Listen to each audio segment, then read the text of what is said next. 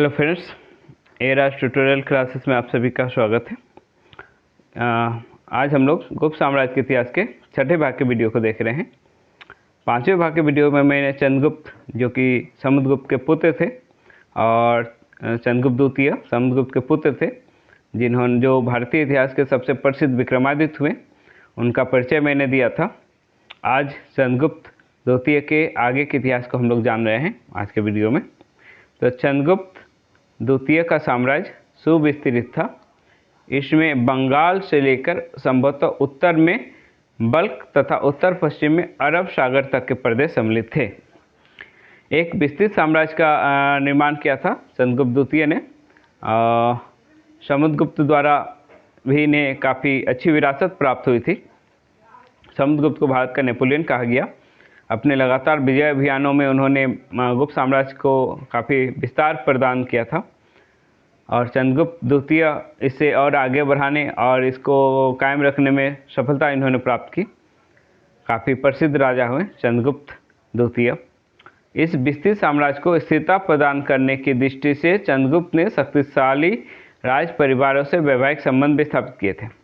क्या होता है, जब साम्राज्य का दायरा काफ़ी बड़ा होता है तो हर जगह शक्ति द्वारा ही नियंत्रण रखना संभव नहीं होता है और भी कई प्रकार से प्रयत्न करने पड़ते हैं। जैसे जिसमें से एक प्रमुख होता है कि कुछ राजाओं को अधीनस्थ बनाकर स्वतंत्र रूप से अपने क्षेत्र में शासन करने के लिए छोड़ दिया जाए।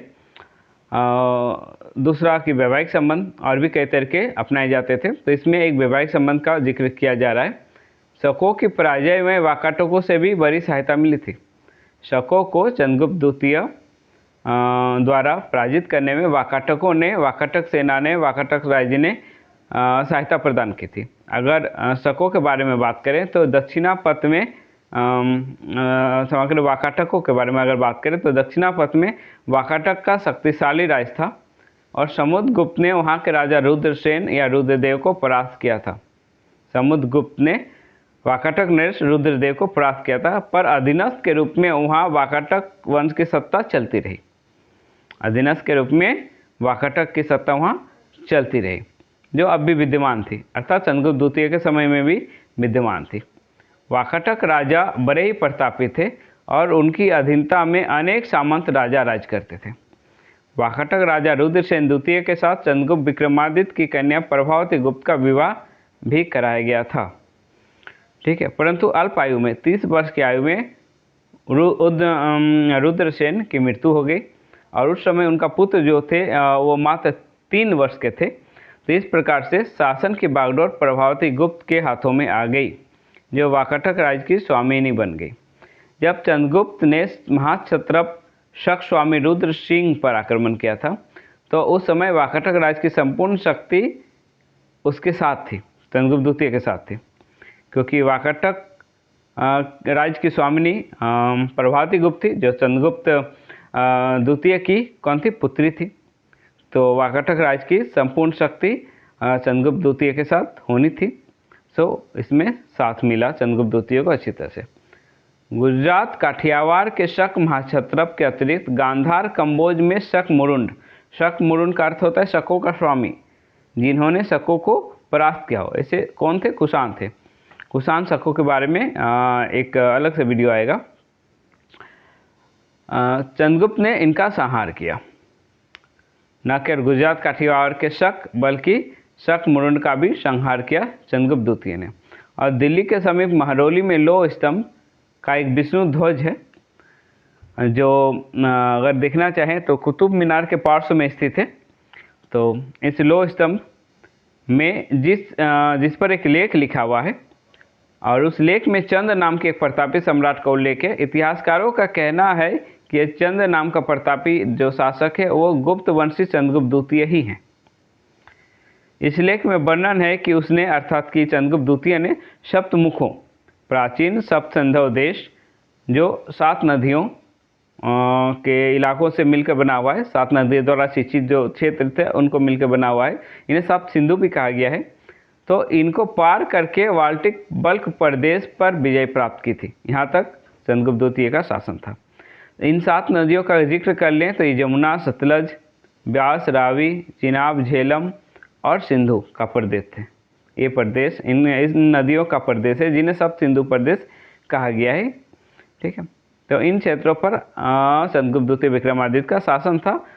कभी इन क्षेत्रों पर शक मुरुंड अर्थात कुषाणों का राज था, जिनको परास्त करके चंद्रगुप्त द्वितीय ने अपने शासन का अधीन ले आया। इन्हें उज्जैन पूर्वराधीश्वर भी कहा गया है। उज्जैन वह राज था जो दक्षिणापथ के वह क्षेत्र था जो दक्षिणापथ के वाकाटकों की राजधानी थी।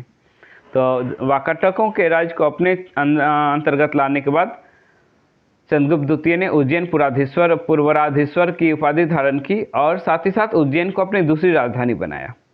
मुख्य राजधानी पाटलिपुत्र थी। शक मुरुंड शक स्वामी, जो शकों के स्वामी जो कुषाण थे। ठीक है, चलिए आगे बढ़ते हैं। जिस समय चंद्रगुप्त द्वितीय ने काठियावाड़ गुजरात के शक महाक्षत्रप के साथ युद्ध किया, उस समय महाक्षत्रप रुद्र सिंह तृतीय थे। इस शक राज का वे स्वामी थे। चंद्रगुप्त द्वितीय के द्वारा वह परास्त हुआ और गुजरात काठियावाड़ के प्रदेश गुप्त साम्राज्य में सम्मिलित हो गए। दक्षिण में कुंतल एक प्रभावशाली राज था। श्रृंगार प्रकाश और कंतलेश्वर द्वितीयम में कुंतल नरेश से चंद्रगुप्त द्वितीय के मैत्रीपूर्ण संबंध का पता चलता है। कुंतल नरेश के साथ चंद्रगुप्त द्वितीय का मैत्रीपूर्ण संबंध था। शायद इसीलिए चंद्रगुप्त द्वितीय ने अपने नवरत्नों में से एक कालिदास जी को कुंतल नरेश के दरबार में भेजा था। कुंतल नरेश कुकस्थ वर्मन ने अपनी पुत्री का विवाह गुप्त नरेश से किया था। चंद्रगुप्त के सामंत शासक सनकानिक महाराज के गुप्त संवत 82 के लेख तथा आम्रकारदेव नाम के सैन्य अधिकारी जो कि चंद्रगुप्त के सेनापति थे के सांची गुप्त संवत 93 गुप्त संवत इन्हें पढ़िएगा गुप्त संवत 93 के शिलालेख से मालव प्रदेश में उनकी दीर्घ उपस्थिति प्रत्यक्ष होती है। ठीक है, लंबे समय तक वे उस क्षेत्र में रहे और सौराष्ट्र के संपूर्ण इलाकों पर नियंत्रण उन्होंने यहीं से किया था। अगर बात करें तो चंद्रगुप्त की शक विजय का अनुमान उनके राज मुद्राओं से भी होता है। यहाँ विक्रम संवत के बारे में थोड़ा सा डिटेल मैंने डाला है। अगले किसी वीडियो में गुप्त संवत शक संवत के बारे में भी बताएंगे। विक्रम संवत की शुरुआत किसने की, इस पर विवाद है, अलग अलग नाम मिलता है। कहा जाता है कि मालवा में विक्रमादित्य के भाई भर्तृहरि, ये विक्रमादित्य चंद्रगुप्त विक्रमादित्य के बारे में नहीं बताया जा रहा है, ये विक्रमसेन नाम के एक शासक थे जो मालवा में शासन करते थे, उनके बारे में बताया गया है। भारतीय इतिहास में 14 विक्रमादित्य हुए हैं, तो ये विक्रमसेन विक्रमादित्य के बारे में बताया गया है। तो भर्तृहरि के शासनकाल में शकों का आक्रमण बढ़ गया था और भर्तृहरि ने वैराग्य धारण करके राज्य त्याग दिया था।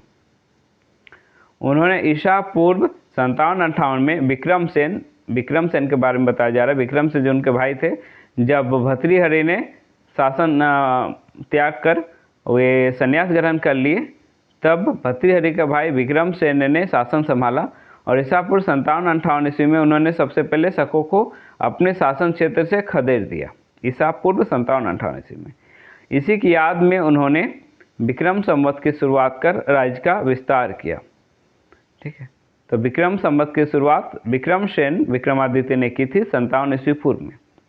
एक दूसरी मान्यता है कि सम्राट चंद्रगुप्त विक्रमादित्य ने देशवासियों को शकों के अत्याचारी शासन से मुक्त किया था और इसी विजय के उपलक्ष्य में चैत्र माह के शुक्ल पक्ष की प्रतिपदा को विक्रम संवत आरंभ किया।